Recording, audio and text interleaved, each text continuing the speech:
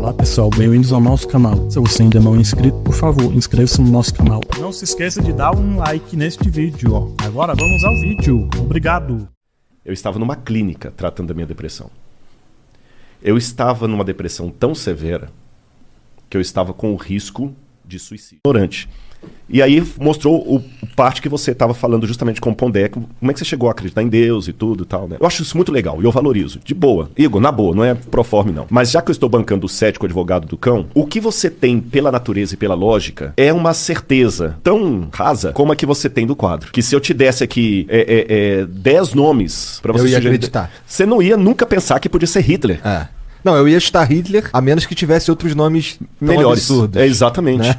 Porque você nunca pode imaginar que um cara que matou 6 milhões de pessoas teria sensibilidade pra pintar um quadro. Ah, eu consigo imaginar. Mas eu imagino que a maioria das pessoas não imaginam. Não imaginaria. Eu entendi, concordo. Então, pegando a natureza pela natureza, a natureza, como esse quadro, ela me dá algumas certezas mais limitadas. Primeira certeza que a natureza me dá como quadro: existe um pintor. Mesmo que foi através de um algoritmo, mas teve alguém. O quadro me dá essa certeza. As tintas não iriam sozinhas para a tela formar uma coisa lógica.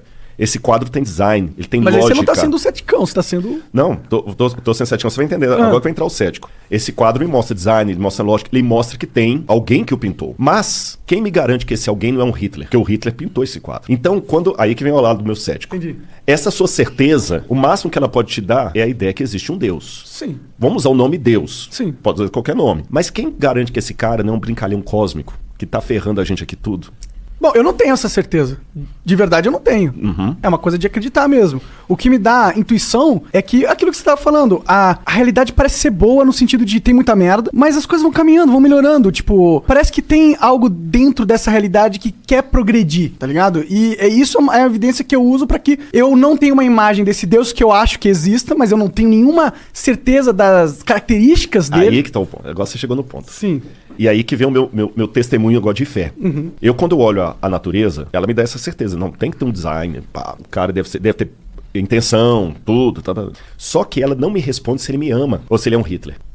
Então a primeira coisa que eu tenho que trabalhar é a possibilidade de Deus existir. Depois que eu trabalhar essa possibilidade de Deus existir, eu vou trabalhar uma segunda possibilidade. Será que ele se revela? Será que ele consegue ficar pequeno bastante para me entender? Aí que eu começo a buscar na história das religiões por que aquele livro chamado Bíblia Sagrada é realmente a palavra dele ou não. É lógico que em 30 segundos não dá pra eu resumir para vocês por que eu cheguei à conclusão que a Bíblia é a palavra de Deus e o Bhagavad Gita não. Eu precisaria de mais tempo, mas vamos deixar o beneplácito que eu fiz pesquisas para isso. E eu cheguei à conclusão racional que a Bíblia é a palavra revelada de Deus.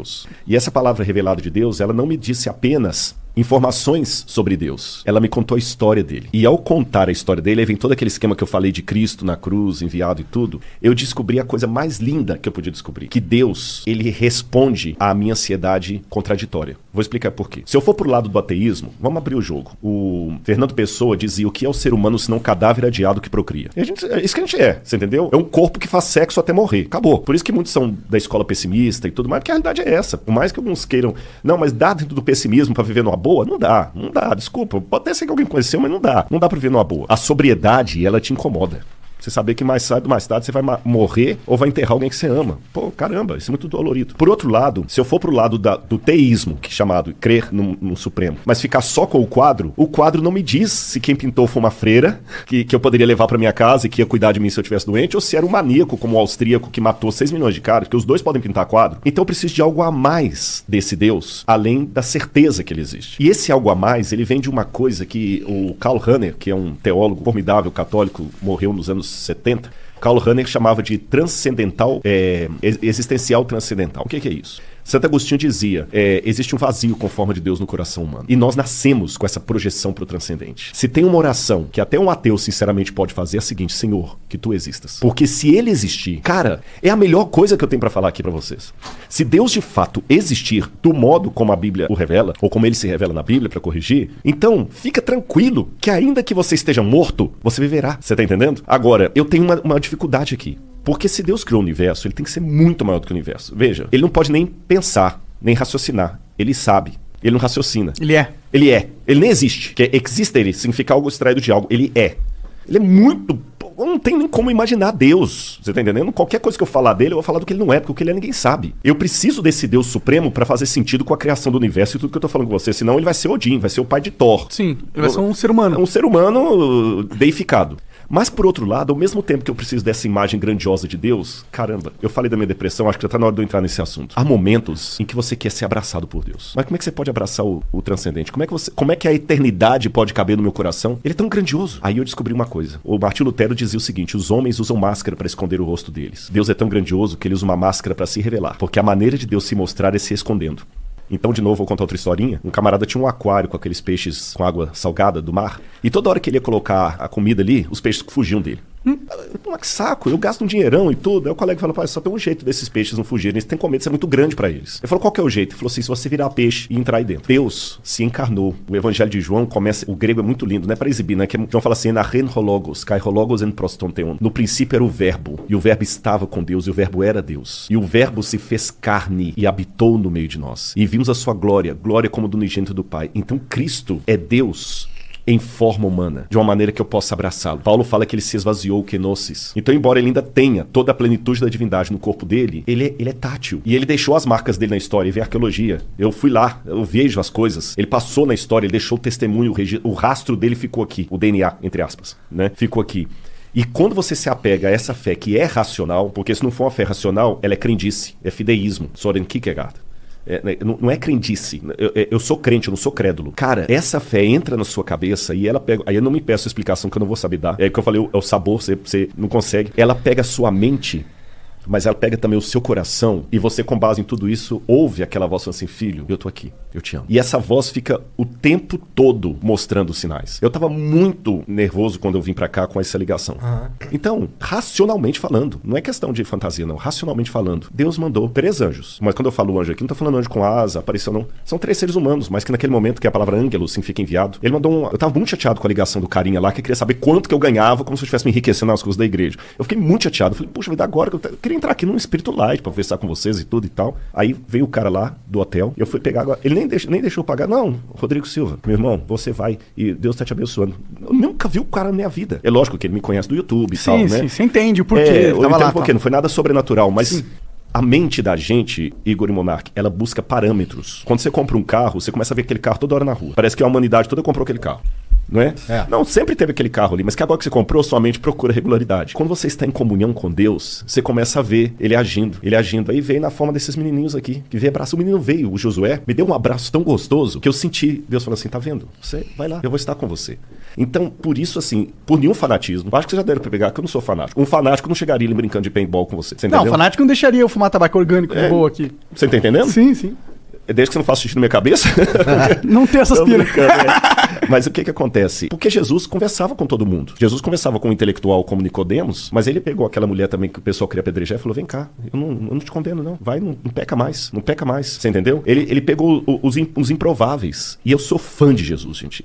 Eu amo Jesus e eu procuro, do meu jeito humano, copiar Jesus em tudo. Consigo? Não, mas eu tento. E é tão gostoso. Sabe aquela música do Padre Zezinho antiga? Amar como Jesus amou. Quem é católico lembra. Eu procurei. E, gente, eu falo com vocês, Deus é tão real que quase dá pra tocá-lo. Isso te ajudou quando você estava na depressão? Com certeza. Eu vou contar uma coisa pra vocês aqui. Olha, é a primeira vez que eu conto isso em rede, hein? Da hora. Mas eu tive que fazer terapia pra contar isso aqui. Poucas pessoas sabem disso. Eu estava numa clínica tratando da minha depressão. Eu estava numa depressão tão severa que eu estava com o risco de suicídio. A pior humilhação que você pode imaginar, eu tive. Eu tive um ex-aluno, que eu dava aula na faculdade de teologia, e dar aula de teologia é mais complicado do que dar aula de outras matérias, porque teólogo, pastor, tinha que ter um aluno comigo que... Aí, nesse ponto, eu agradeço muito a Igreja Adventista. Nenhum pastor adventista ganha salário pra ficar milionário, ter ilha, apartamentos, não tem. Mas a igreja também não me deixa passar vergonha. Ela cuida. O plano de saúde que eles têm, cuidou de mim tudo ali. E o que o plano de saúde não cobriu, o diretor da universidade, do NASP, Rodrigo, o NASP vai pagar. Porque eu não tinha grana pra pagar aquilo ali, nem o plano de saúde cobria tudo.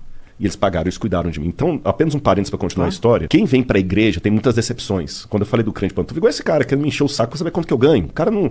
Com certeza, esse que ligou pra mim, não fez uma oração por mim quando eu tava com depressão. Ele queria o clickbait ali, Você né? entendeu? Exatamente. Mas agora quer ligar pra saber quanto que eu ganho. Você agora tem alto. Não quer saber, não. Ele quer confirmar, porque já fez uma pesquisa Sim. do YouTube. Dá pra estimar quantas pessoas fazem no exatamente, canal. tudo. Então, quer dizer, é muito chato, sabe? Quando eu precisei, se eu olhasse religião por alguns, eu não passaria na porta de nenhuma igreja. Mas também, graças a Deus, eu aprendi, não sou oculista, mas eu do olho, eu não vou ficar olhando a remela. Porque teve muitas pessoas na igreja também que me apoiaram. Então teve gente que me fritou, porque a igreja não é o paraíso. Às vezes é para-raio de doido, religião às vezes é para-raio de doido.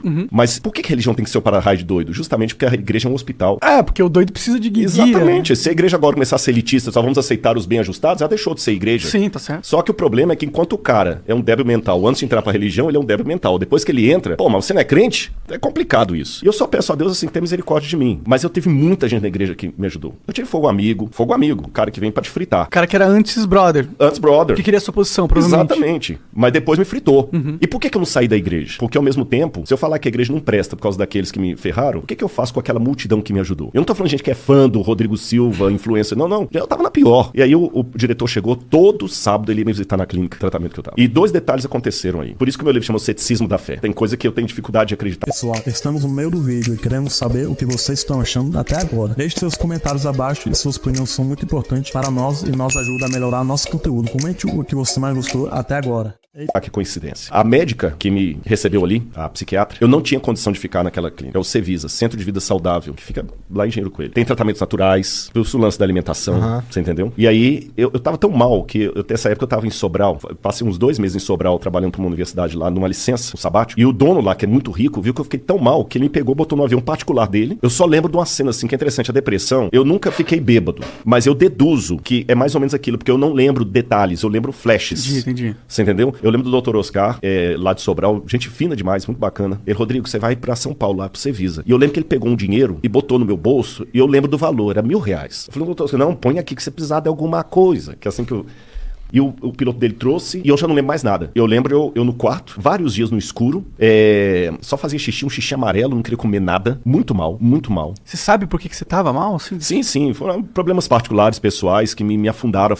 Eu já tinha o gatilho. Entendi. Porque todo mundo tem seus traumas desde a infância. Claro. A minha infância foi uma pocilga emocional, que o lar que eu tive, meu amigo, por favor. Minha mãe dormia com faca debaixo do travesseiro, punhal, falando que ia matar meu pai. Imagina você escutando isso com 6 anos, 7 anos de idade. O meu irmão tem o cóccix quebrado até hoje de violência doméstica. E meu irmão que já morreu, ele vivia falando que ia me matar. Você tá entendendo? Então, quer dizer, eu cresci num... Um ambiente tóxico. Nossa, mãe, toxiquíssimo. Você nem sei se existe essa... Aí, então tudo isso aí já te predispõe. Claro. E... Mas não foi uma coisa assim com Deus ou algum pensamento... Não. De angústia existencial, não era algo assim? Não, foi angústia existencial, porque tem uma hora que mistura tudo. Entendi. Vira uma salada de frutas. Você já nem sabe mais por que tá doendo. Sabe o que é você ajoelhar, querer orar e só chora? Eu não queria viver. Eu perdi a ligação com a vida. A verdade foi essa. E quando eu cheguei, eu lembro na clínica lá, e eu lembro das meninas tentando, Rodrigo, come. As meninas, as enfermeiras que ficavam lá.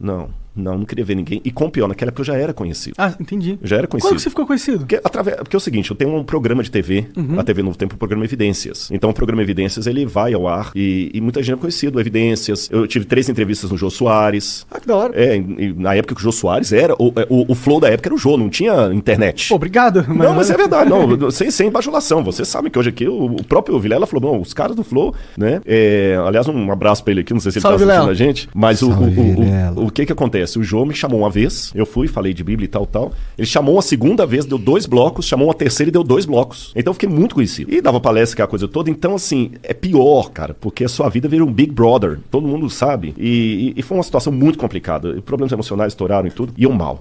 E o que é pior? Quando você tá mal também, e você é conhecido, começa muita gente a falar abobrinha. Aí muita coisa... Aí cada hora chegava, olha, estão comentando isso a seu respeito, aquilo a seu respeito, aquilo a seu respeito. Cara, tem uma parábola que fala das penas alçadas ao vento, sabe? Que o pai mandou o menino soltar as penas lá, pra falar, agora vai recolhe. Não tem como recolher, são como as palavras que as pessoas soltam, né? Então não tô entrando no mérito da questão, porque é uma coisa bem particular o que me levou aquilo ali, mas eu tava mal, e com muito comentário que me arrebentava, e comentário de pares, de gente de igreja. Entenda um pouco como que é. E até vou dizer que bonito isso aqui, olha. Um pouco antes disso, eu tinha sido barrado de dar uma palestra na Unicamp, porque um grupo de professores ateus não queria gente falando lá que tinha ideia criacionista. Absurdo trazer esses caras aqui. O que eu fiz? Eu não fiquei batendo boca com eles. Eu marquei um almoço e fui conversar com dois lá. Que eram dois dos cabeças. Um deles até era ex-crente. O outro, que era ateu, que estudou em Tel Aviv, quando falou Tel Aviv, eu fiz arqueologia em Israel, a gente começou a conversar, ficou meu amigo, continua ateu. Mas depois que ele viu meu espírito, a minha seriedade acadêmica, mesmo achando um absurdo eu acreditar em Bíblia e tudo mais, teve um outro evento na Unicamp, nessa época que eu tava doente, e veio um ex-professor meu, Joseph Gaffin, que eu pra falar lá de arqueologia bíblica. Eu lembro que eu mandei pra ele, eu falei assim, olha, vocês não vão barrar, não, Rodrigo, beleza, a gente já sabe agora que a coisa é séria. E ele mandou pra mim um e-mail, na época era e-mail, Rodrigo, eu tô sabendo que você tá mal, por isso que você não veio aqui na Unicamp e tudo e tal. Cara, eu não acredito em Deus não, mas você acredita, ele vai te ajudar. Ah, legal. Cara, isso vindo de um ateu. E eu recebi, até mostrei pra minha esposa esses dias, tá no meu coisa aí também, um camarada falou assim, cara, eu sou ateu, mas se Deus existe, ele vai te abençoar. Ô, cara, eu vou te falar, nesse livro meu eu falo o seguinte, o Betinho, lembra o Betinho? Betinho podia não acreditar em Deus, mas Deus acreditava no Betinho. E eu vou falar uma coisa que vai deixar muita gente oriçada. Eu estou preparado pra encontrar vários ateus nos céus e muitos santos, outra vez não verei lá. Eu sei que muita gente, como ateu, mas ele não... Eu estou preparado. O céu que eu acredito tem espaço pro ateu, porque na verdade, só Deus conhece os corações. Eu tô vendo o Igor aqui, tô te vendo. Eu posso fazer um monte de pré-julgamento pela sua roupa, pelo seu cabelo, pelo seu jeito de me olhar e tudo mais e tudo. E tá mais errado, mais por fora do que bumbum de índio. Aí você pode falar bunda, eu não posso porque fica chato. Aquela história do quadro, né? Aquela história do quadro. Deus conhece os corações. Deus estava comigo ali, mas eu tava anestesiado pela dor. Aí, quando eu cheguei, eu fui saber disso depois. A médica que tinha que assinar pra eu ficar lá, chamaram a psiquiatra. Ela foi lá, doutora Natália. Inclusive, acabou de ser mãe há pouco tempo agora, mora lá em Limeira. Depois a gente fez amizade. Aí a gente não pode mais ser minha médica, porque fez amizade. Ela nem me conhecia. Ela não me conhecia. E ela sabia que eu não podia estar lá. O outro médico que estava falando assim, ele não pode ficar aqui não tem condição técnica de recebê-lo, porque se eu me matasse ali dentro, imagina. E ela sentiu uma voz que falou com ela assim, cuida dele. Médica, tô falando de ninguém provinciano, não. Inteligentíssima. Fez mestrado na Unicamp, nossa, a Natália tem uma cabeça extraordinária. Eu fui saber disso tudo posterior. Ela mesma, como médica, ela falou assim, mas você vai arriscar o seu CRM se ele ficar aqui, acontecer alguma coisa? Vou, mas eu senti que é pra deixar ele aqui cuidar dele. Nem ela sabe o que ela fez, sabe? Ela assinou e eu fiquei lá. Ela responsabilizou. Eu tava lá em tratamento. Mal. Um belo dia eu ia fazer uma besteira. Planejei. Tô contando isso pela primeira vez. Eu peguei uma corda, botei na mochila, saí do quarto. Lá tem um lago muito bonito. Eu ia fazer uma bobagem. Eu não estava ateu. Não. Mas tem um sentimento pior do que o do ateísmo. O nada. O abandono. Sentia que Deus tinha te abandonado? Você tá entendendo? Porque você descobrir que você é órfão porque sua mãe morreu na gravidez é diferente de descobrir que ela tá viva, mas te jogou no lixo e alguém te achou. Sim. Aí é melhor ser ateu. E, aliás, eu dei um estudo bíblico pra um ateu que depois deixou de ser ateu e entregou a vida a Cristo, Peter Gasten, que faleceu. Ele que iluminou o Cristo Redentor, as obras do Niemeyer, ele trabalhava com o Niemeyer. Entendi. E um dia eu falei com alemão, leitor de Schopenhauer, o Peter falava comigo assim, eu falei, Peter, eu sei porque você não quer acreditar que Deus existe, porque se ele existe e você não consegue explicar a dor, você tem alguém pra odiar, então é melhor acreditar que não tem ninguém lá em cima. Só que pra mim tinha, e por alguma maneira ele tinha me abandonado. Nesse dia eu ia acabar com tudo. Quando eu desci lá no lago, eu resolvi despedir da... E eu falei com ele muito bravo. Eu falei, olha, eu sei que eu errei na minha vida, o senhor não é culpado de tudo, mas eu fracassei. O senhor tinha talvez muita coisa pra mim, mas desculpe, eu pisei na bola, fiz porcaria. Na hora que eu tava assim, chegou uma das enfermeiras, sentou do meu lado. Lembro como se fosse hoje. Oi, amiguinho. Eu lembro até a roupa que ela tava. Ela tava com aquelas calças que vai até o... Porque... Eu vou explicar porque que eu lembro da roupa. Que vai até o tornozelo aqui, chinelo de dedo. Tudo bem, amiguinho? Eu falei assim, não, por quê? Não sei se você que me disse, porque Deus mandou eu vir aqui que você tá precisando de mim, tá precisando dele. E a mesma coisa que a médica falou, ele mandou eu cuidar de você. O que tem nessa mochila? Agora eu vou contar o bastidor da história. Essa enfermeira, ela tava no plantão dela, que lá tem a clínica, tem a casa de alguns funcionários solteiros que é ali dentro. Ela sentiu na hora uma voz dela falando assim, desce agora lá no lago, porque o Rodrigo precisa de você, vai agora. E a voz ficava como empurrando assim, sabe? Vai agora, incomodando, vai agora, vai, desce. Aí ela pegou, gente, mas que isso? Não posso ir lá no lago, eu tenho plantão aqui, eu tenho que... Vai agora. Ela falou, tá bom, eu vou. E ela ainda tinha um problema ainda, que a chefe dela tava querendo um motivo pra mandar ela embora. Ela falou, se a minha chefe me ver deixando o plantão aqui, descendo lá pro lago, vai sobrar pra mim. Mas tá bom. Aí ela chamou a amiga dela, falou, me cobre aqui que eu tenho que dar uma saída. A amiga, tá bom. Aí quando ela foi descer, não, você vai pro quarto, vai trocar de roupa, vai botar essa roupa e vai descer a paisana. Eu falei, gente, eu não posso, se eu atravessar aqui, a chefe me viu, eu tô lascado. Vai agora. E dando ordem mesmo assim. Quando ela chegou, eu tava lá no lago. Eu sou cético demais pra acreditar que isso é coincidência. Então, Igor e Monark, todo mundo que tá ouvindo a gente, eu posso ficar aqui 4 horas e posso, não tem perigo. Falando com vocês de arqueologia, filosofia, teologia e assuntos afins, e assuntos triviais, e contando piada, e rindo e tudo mais. Mas a minha vinda fica incompleta se eu não der esse testemunho. Eu conheci o pintor do quadro, e ele não é um Adolf Hitler. Faz sentido crer. Eu me senti amado. E eu posso dizer pra vocês, aquilo me ajudou tanto na terapia, junto com outras coisas, é claro. Eu estudei bastante Viktor Frankl, a logoterapia e tudo mais, e eu descobri uma força que ela não vem de mim. Eu nunca podia imaginar que eu ia me reerguer. Ele me reergueu, saí, por alguém que teve depressão severa como eu, tá aqui conversando, contando piada e tudo mais. Venci tudo? Não, mas até é bom, porque senão você começa a se sentir...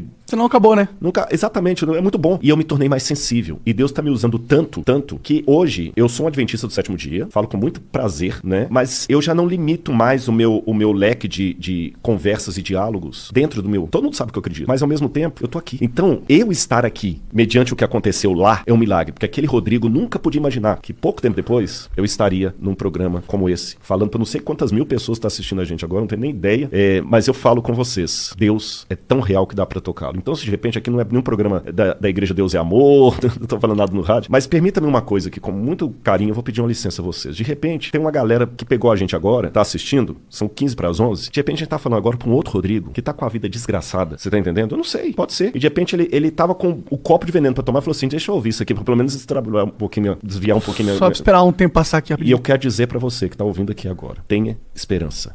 Deus existe. E aqui eu falo como crente, mas falo como acadêmico. E ele não só existe, ele existe e me ama. E é bom. E é bom. E ele dá uma lógica naquilo que do lado de cá não tem lógica. Então eu agradeço demais vocês. Vocês foram muito da hora. De fato mesmo.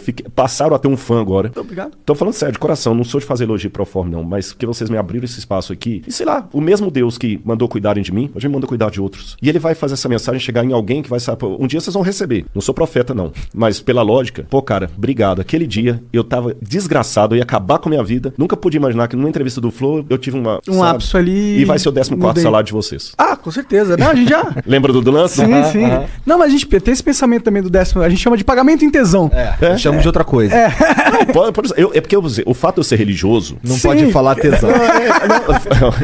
A gente não fala, a gente pratica. Entendi. Tá certo, tá certo. Mas isso não significa, gente, é apenas uma questão de linguagem, que vocês não possam falar, tem que ficar inibido. Sabe o cara que mais fala palavrão?